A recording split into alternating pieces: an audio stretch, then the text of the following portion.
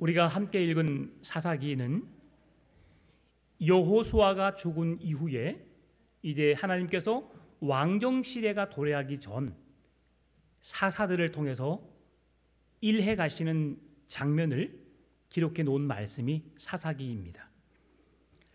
이 대부분의 사사기 말씀은 이야기 형식으로 되어 있어서 구약 성경의 그 어떤 성경보다도 읽기가 편리하게 되어 있습니다.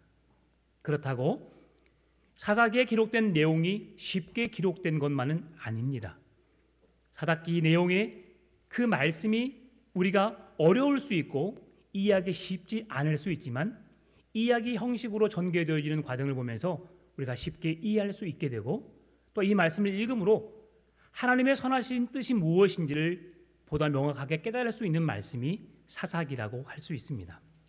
사사기는 이스라엘 백성들의 영적인 암흑기 시대 속에서 배교, 불순종, 무질서와 타락의 시대를 반복하면서 하나님의 말씀의 인도함을 받았던 시대, 사사들을 통해서 그 백성들을 인도해 가시는 하나님의 풍성한 은혜를 경험했던 시대, 그 시대가 바로 사사기 시대입니다.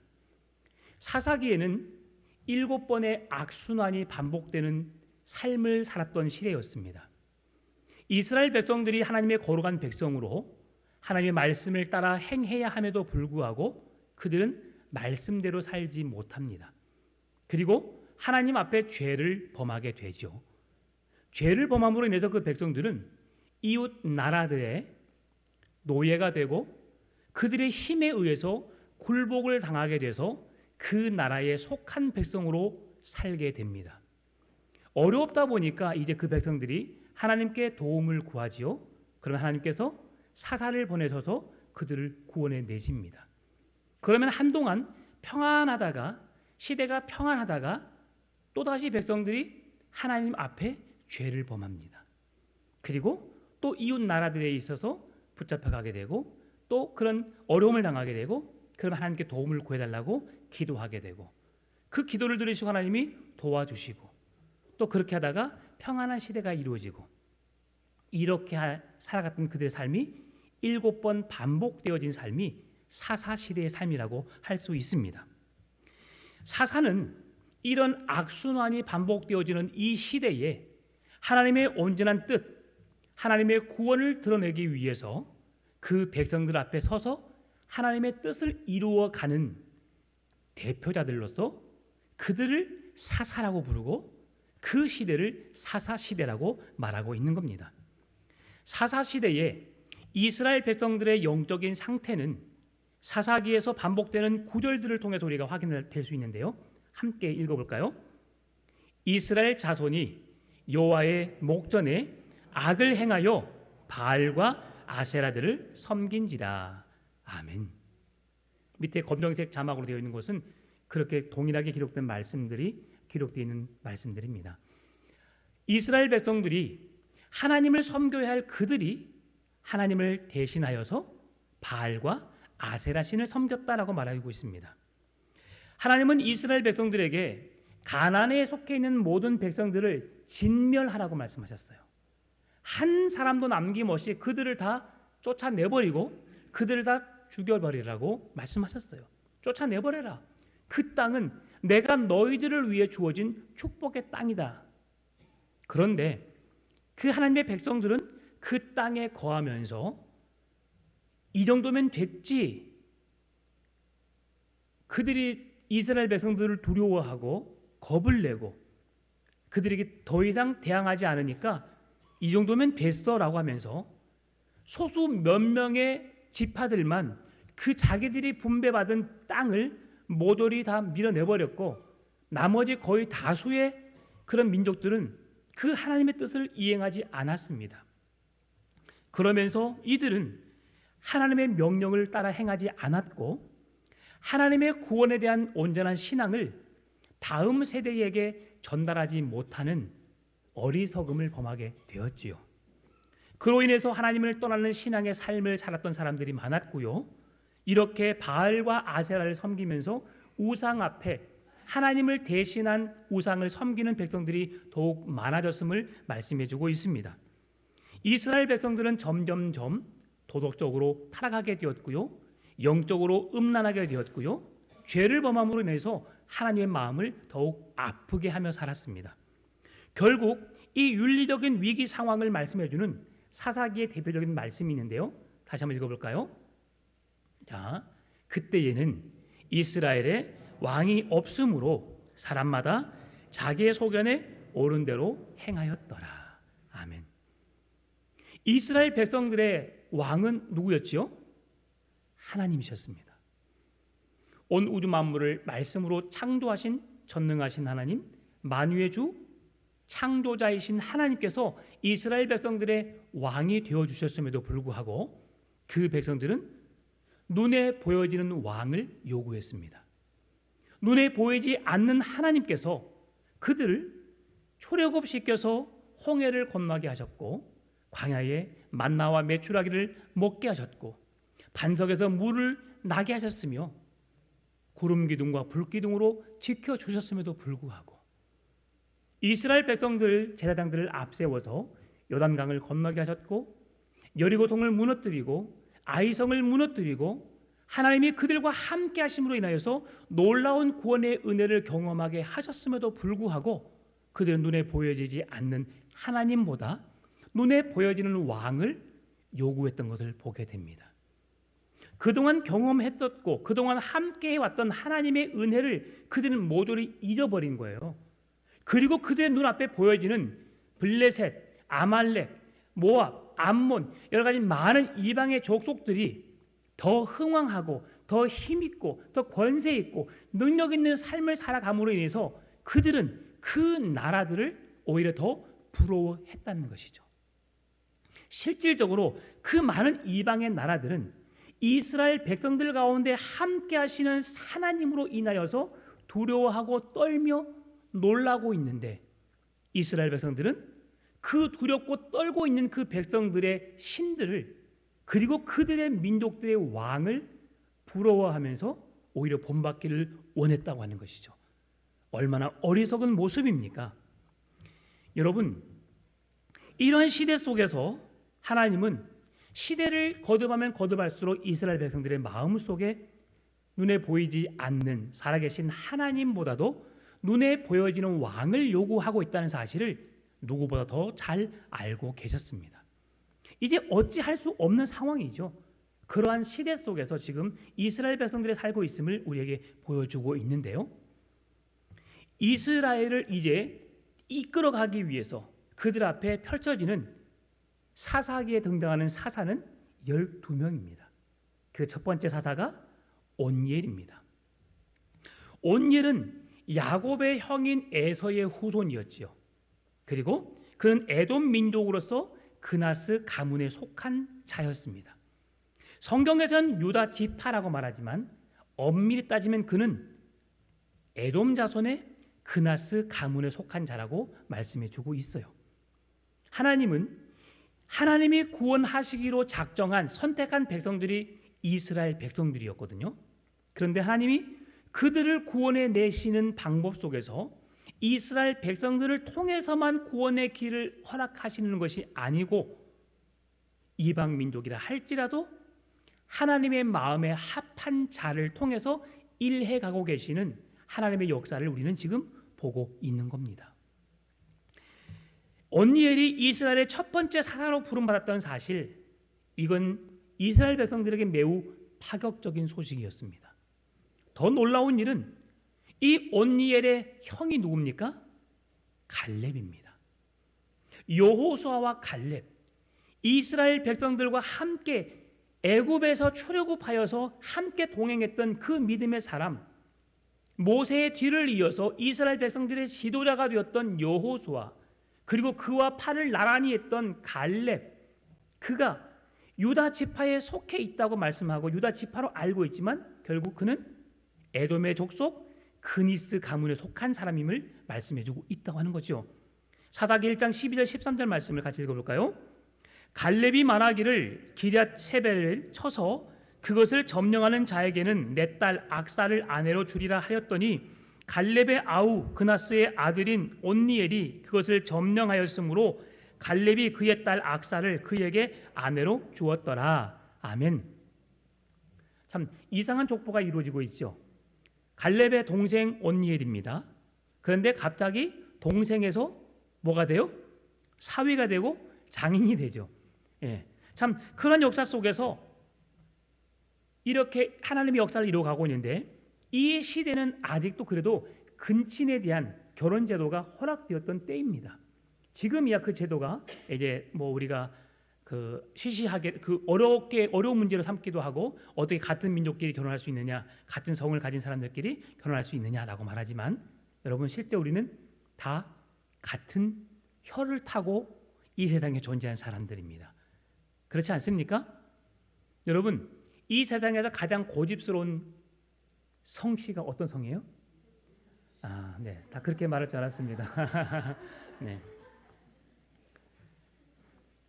여러분의 조모, 증조모, 고조모 그 위의 조상들로 인해서 여러분의 성에 최씨 없는 분 있으세요?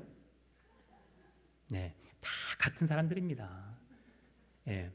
조 씨도 상당히 성격 하거든요. 우리 조용장 장로님은 천사시지만, 근데 저희 할머니도 조 씨 성을 가졌어요. 엄청나게 고집이 셌어요. 근데 오 씨 성도 고집이잖아요. 조고집에 오고집을 못했으니 얼마나 제가 고집스럽겠습니까? 여러분, 그래서 사람의 성씨는 다 똑같아요.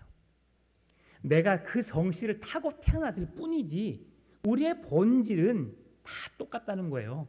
그래서 우리 사람이 보기에 최 씨는 정말 고집스러워, 그 고집을 꺾을 수가 없어라고 우리가 말하지만 절대 그렇지 않습니다. 그러면 이 세상에 정말 성스럽고 은혜스럽고 좋은 성을 가진 씨는 어떤 성일까요? 예? 예, 틀렸습니다. 오씨입니다. 왜 그런지 아세요? 예수님의 성이 오 예수님, 오 주여, 오 하나님. 놀라셨죠? 예수님의 성은 오씨입니다. 그래서 세상에 사는 사람들은 다 똑같아요. 죄인일 수밖에 없고 우리는 다 연약한 실수투성이고 죄악투성이밖에 아니라는 사실. 그래서 오늘 우리가 예수님의 성찬에 동참했잖아요. 그 은혜가 아니고서는 우리가 하나님 앞에 설 수 없는 자들입니다. 그러니까 서로의 모난 부분이 보인다 할지라도 우리가 그것을 감싸주고 이해해주고 사랑해주는 것이 우리가 부부이고 가족이고 교회 공동체가 되는 줄 믿습니다. 그렇게 세워져가는 우리 풍암전원교회가 되었으면 좋겠습니다. 우리에게 이런 성씨에 대한 편견이 있는 것처럼 이스라엘 백성들에게도 편견이 있었어요. 갈렙과 온니엘이 그나스 사람이라고 말했잖아요. 근데 그 말을 유다 지파들 이스라엘 백성들에게도 그들 항상 가지고 있었습니다. 우리가 지금까지 무슨 씨가 가장 고집스러워, 무슨 씨가 가장 오기를 많이 부려, 이렇게 여러 가지 많은 비유를 말하지만 그처럼 그들의 특성 속에서 그 시대를 살고 있는 사람들도 그랬다는 거예요. 갈렙이 85세에 유다 자손이 가지고 있었던 예루살렘 중심에 있는 땅을 그들의 영토로 보장받았습니다. 그런데 그 편견을 받았다는 그 이유가 어떻게 나타나냐면 갈렙도 이 유다 자손이라고 유다 지파라고 말씀해주고 있지만 그럼에도 불구하고 갈렙은 소외감을 느꼈어요. 너는 에돔의 족속 그나스 신분 그나스 족속 아니냐? 그러니까 너는 우리가 좀 달라. 같은 공동체에 포함되어 있지만 그렇게 말하고 있으니까 갈렙이 그 유명한 말 하지 않습니까? 이 산지를 내게 주소서. 85세 때 그가 고백했던 말인데요. 그런 예루살렘 서쪽에 있는 그 땅 헤브론 땅을 내게 주시라고 그렇게 기도했던 것을 보게 돼요. 여러분, 그가 유다 자손의 이스라엘의 지파 중에서 가장 능력 있고 힘 있는 족속 속에서 그가 존대받고 칭찬받고 인정받는 사람이었다면 예루살렘 중심을 내게 주소서라고 했을지도 모르겠습니다. 그런데 그는 저 옆에 변두리 아무도 바라보지 않는 그 땅 헤브론 땅을 내게 주시라고 기도했던 것을 볼 때에 역시 그 시대에도 차별이 있었구나 라는 것을 알 수 있습니다. 또한 사사기 3장 9절 말씀 보게 되면 그의 두 갈렙과 온니엘의 꼬리표처럼 따라다니는 이름이 항상 있어요. 한번 읽어볼까요? 이스라엘 자손이 여호와께 부르짖음에 여호와께서 이스라엘 자손을 위하여 한 구원자를 세워 그들을 구원하게 하시니 그는 곧 갈렙의 아우 그나스의 아들 온니엘이라. 그나스의 아들, 그나스 가문. 1장에서도 1장 13절에서 갈렙의 아우 그나스의 아들인 온니엘이라고 말해주고 있고, 오늘 3장 9절에서도 그나스의 아들 온니엘이라고 말하고 있어요. 여러분, 그러나 이 온니엘이 그렇게 그 시대 속에서는 차별 대우를 받고 가슴 아픈 어려운 힘든 삶이 있었다 할지라도 하나님은 12사사의 첫 번째 사사로 부르셔서 그를 통해서 지금 사사 시대가 어떻게 이루어지고 있는지 그 뼈대를 이루게 하는 하나님의 구원을 내시는 놀라운 방법을 운니엘에게 말씀해 주고 있어요. 여러분, 그 방법을 한번 볼까요? 운니엘은 사사 중에서 가장 이상적인 사사였습니다. 운니엘의 서사의 8항목은 앞으로 나오는 사사 이야기의 뼈대를 이루는 겁니다. 제가 처음에 7번의 악순환을 말씀드렸죠. 이게 이 8가지에 의해서 진행되고 있음을 말씀해 주고 있습니다. 한번 같이 읽어볼까요? 첫째, 이스라엘이 여호와 보시기에 악을 행함. 둘째, 여호와가 이스라엘을 적대자의 손에 넘기심. 셋째, 이스라엘이 적대자를 몇 년간 섬김. 넷째, 이스라엘이 여호와께 부르짖음. 다섯째, 여호와가 사사를 구원 일으키심. 여섯째, 여호와의 영이 사사에게 임함. 일곱째, 여호와의 사사를 통해 적대자들을 평정하심. 여덟 번째, 땅에 몇 년 동안 평화가 임함. 이렇게 하나님의 구원의 방법이 이제 크게는 8가지지만 작게는 5가지입니다. 죄를 범하고 회개하고 하나님께 도움을 구하고 하나님이 도와주시고 그 다음에 평안한 삶을 삽니다. 그리고 또다시 죄를 범하고 잡혀가고 구원을 호소하고 구원해주면 평안하게 살다가 또 죄를 범해요. 이것이 7번 계속 순환되어지는 악순환이 계속되어졌던 시대가 사사시대다. 그럴 때 하나님께서 세우신 사사를 통해서 그 백성들을 구원해 내셨고 이끌어 가셨던 시대가 사사시대라는 것을 우리에게 보여주고 있는 것입니다. 그러면 이제 두 번째로 오늘 본문에서 온니엘에 이어서 두 번째 사사, 세 번째 사사를 말씀해 주는데요. 에훗과 삼갈에 대한 이야기를 말씀해 주고 있습니다. 여러분, 에훗은 베냐민 사람이었어요. 베냐민 지파 사람이었습니다. 그런데 베냐민 지파가 무슨 이름의 뜻을 가지고 있냐면 오른손의 아들이라는 뜻을 갖고 있어요. 야곱이 12번째 아들인 베냐민의 이름을 통해서 지어줬던 그 이름의 뜻이 오른손의 아들인데요.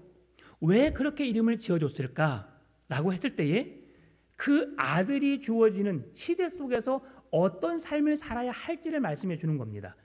이 말씀을 이해하기 위해서 우리가 창세기 48장 17절로 20절 말씀을 같이 읽어볼까요?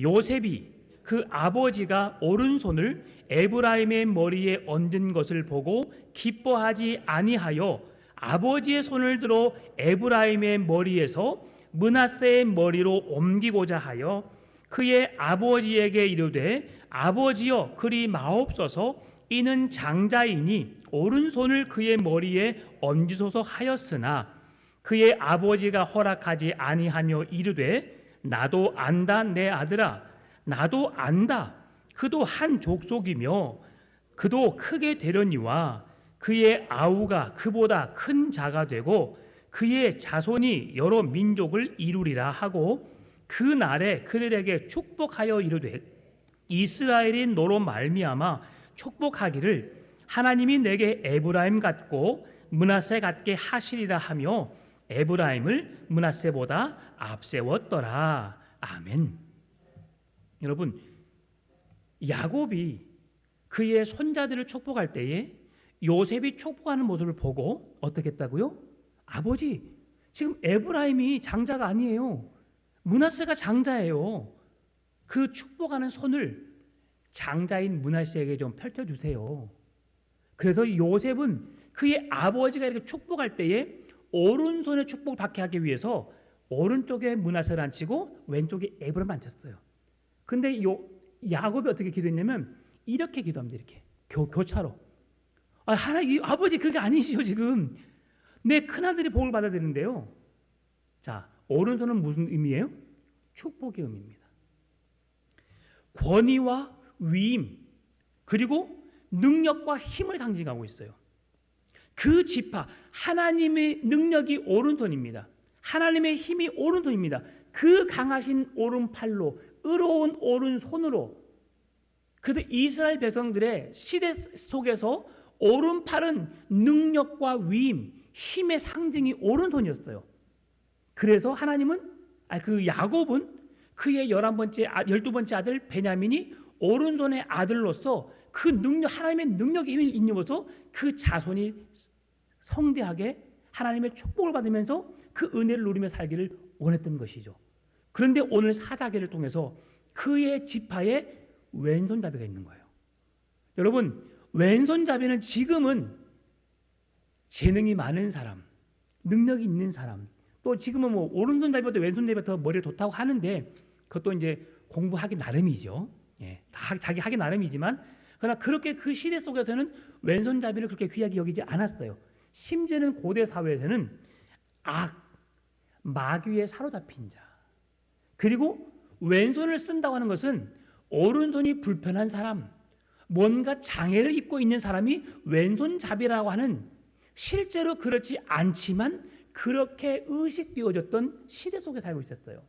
여러분, 그러면 오른손은 하나님의 능력, 권위, 하나님의 축복의 위임, 능력, 힘의 상징인 오른손을 통해서 일하실 하나님 앞에 왼손잡이 사사가 나타났다고 하는 것은 그들에게 그들의 사고를 깨뜨리는, 어찌 이런 일이 있을 수 있을까? 왜 하나님은 이런 일을 행하실까라고 의아해할 수 있다는 사실이죠.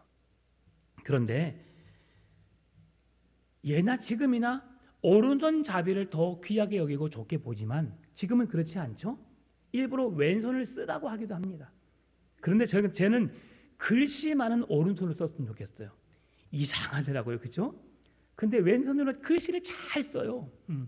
뭐 그건 뭐 자기 가진 재능이지만 어찌 됐건 오른손 왼손 우리 시대, 그 시대나 지금도 차별하는 것이 우리의 문화입니다.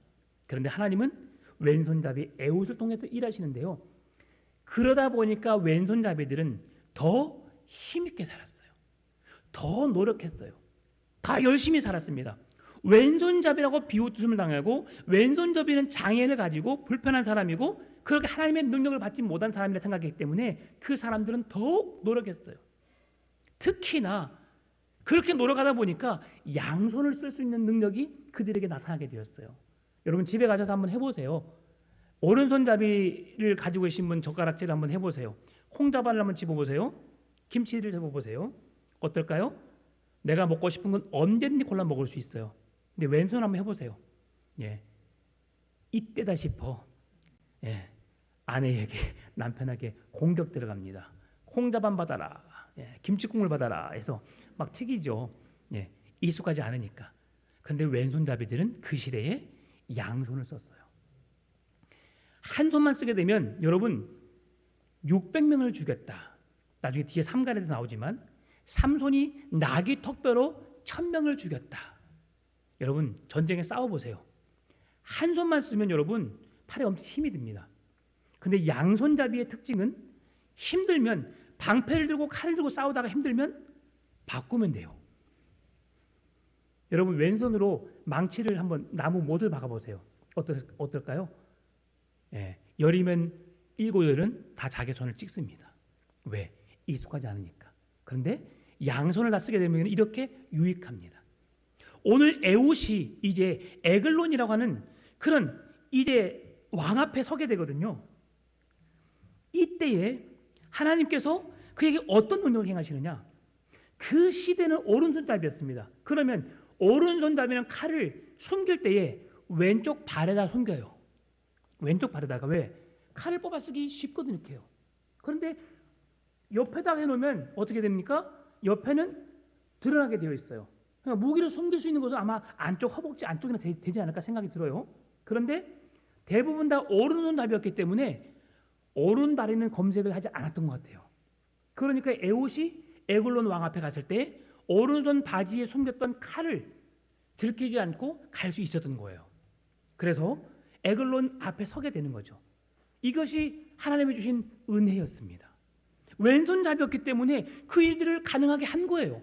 어떻게 그 왕 앞에 갔을까요? 여러분, 우리 몸을 수색해 보세요. 그러면 100이면 100 오른손잡이는 왼쪽에다가 내가 빨리 칼을 빼서 제압해야 되기 때문에 분명히 숨겼을 거란 말이죠. 그러면 100% 들켰을 거예요. 그런데 그 중에 하나 오른쪽에 숨겼기 때문에 오른다리는 검색이 심하지 않았던 것으로 보입니다. 그래서 숨길 수 있었죠. 그리고 이제 그 시대가 어떤 시대였냐면 이스라엘 백성들이 이 에글론 왕에게 조공을 받았던 그 시대였었어요.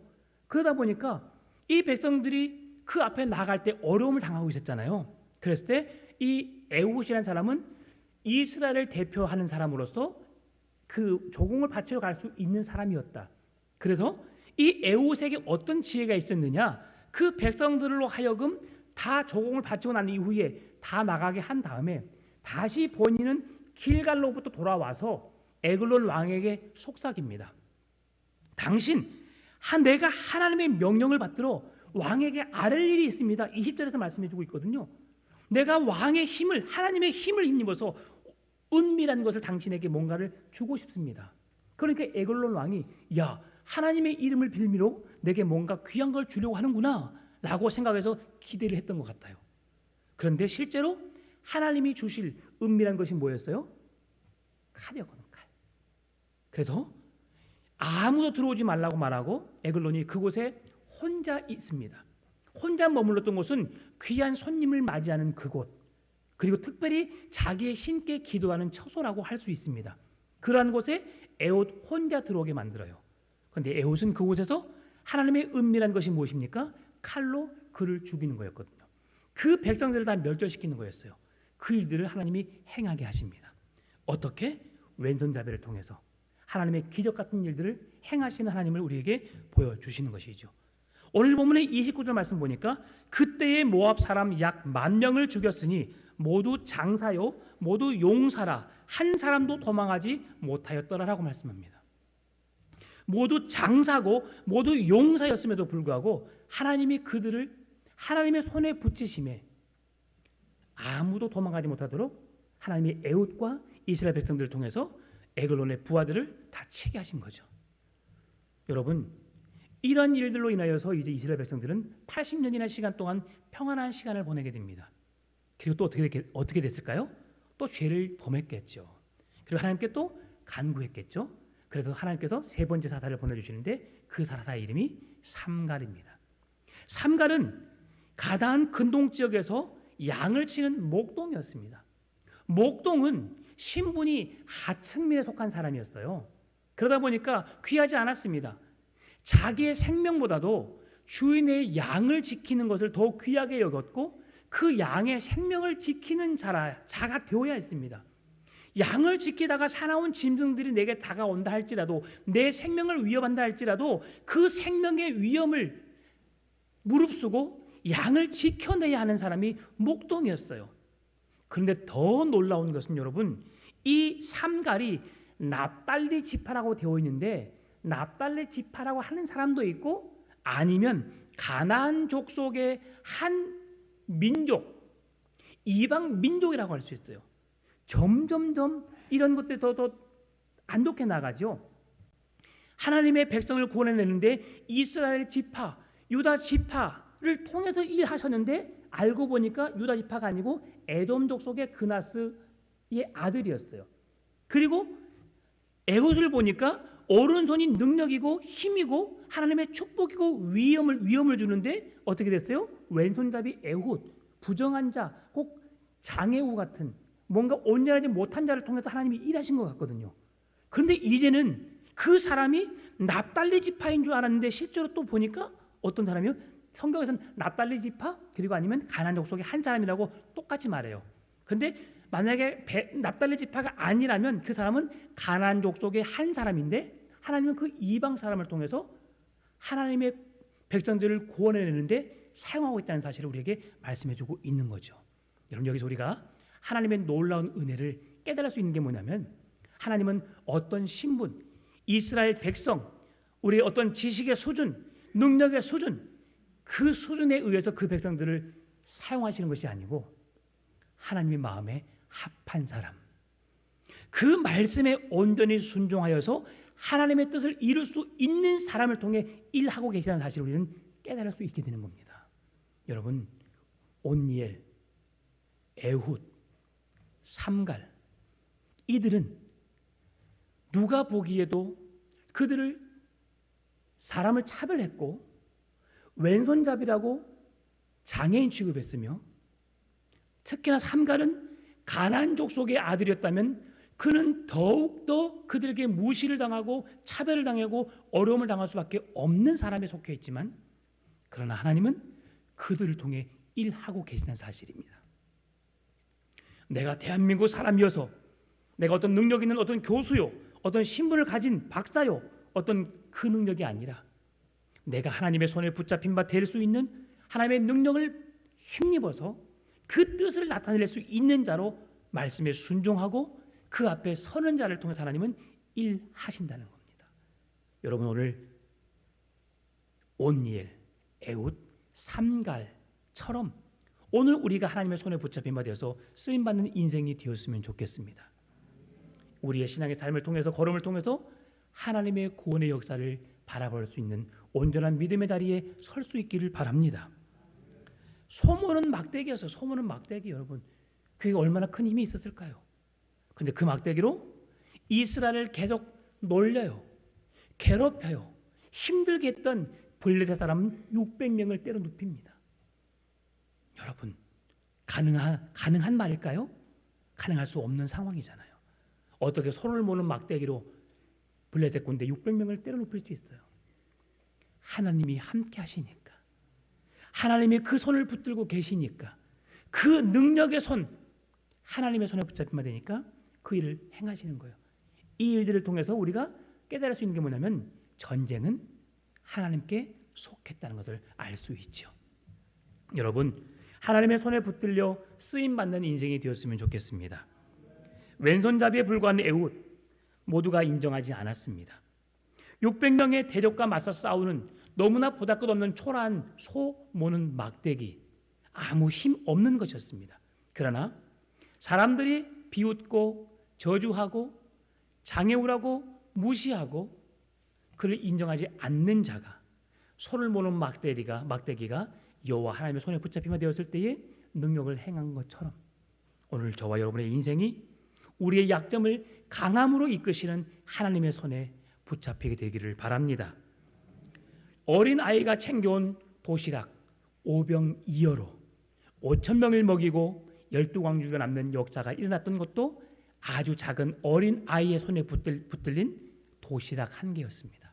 여러분, 우리가 주의 손에 붙잡힌 바 되면, 주의 손에 올려지게 되면 이런 능력 있는 자로 쓰임받게 될 줄 믿습니다.